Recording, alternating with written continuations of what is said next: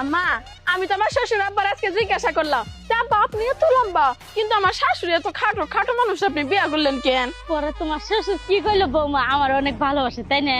না না শ্বশুর আব্বা আমার কইলো বৌমা বিপদ যত ছোট হয় ততই ভালো। আচ্ছা আম্মা রেস্টুরেন্টের খাবার এত মজা হয় কে? ওইখানে তো আর তুমি রান্না করো না। আম্মা জানেন আমার ভাগ্যটা না অনেক ভালো যে আমি আপনার মতো শাশুড়ি পাইছি। বৌমা আমি আল্লাহর কাছে কি পাপ করছিলাম মানে আমার ভাগ্যে তোমার মতো বৌমা কেন দিল? আম্মা আমার না আবারও জাপান যাইতে মন চাইতাছে। এর আগে তুমি কানাডা গেছিলে নাকি? না না এর আগেও মন চাইছিল আর কি।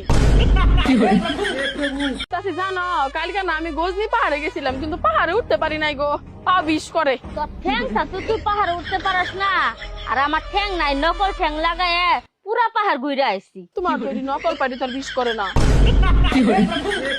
আচ্ছা মা স্বামীরা সবসময় বউ গো বউ করে ডাকে কে? অন্য কোনো নামে কি ডাকতে পারে না আদর করে? অন্য কোনো নাম কি নাই বউ গো? আছে তো কি ছাপ। বৌমা কি? কালকে তো তোমার জন্মদিন তাই না? হ্যাঁ কালকে আমার জন্মদিন। তুমি আমার কাছে কি চাও? যা চামো তাই কি আর দিতে পারবেন? হ্যাঁ দিতে পারবো কও। আপনার ঠোঁট দুইটা খালি সবসময় বন্ধ রাখবেন তাই হবে। এটা তো পাবনা বৌমা। ও চাচি বিথি তোর সাথে আমার ইমার্জেন্সি কথা আছে। কি এমন কথা গাছ দুস ভাঙ্গাইলি? আচ্ছা আমরা তো নিঃশ্বাস নিয়ে ছাইরা দেই তাই না? হ্যাঁ নিঃশ্বাস নিয়ে যেতে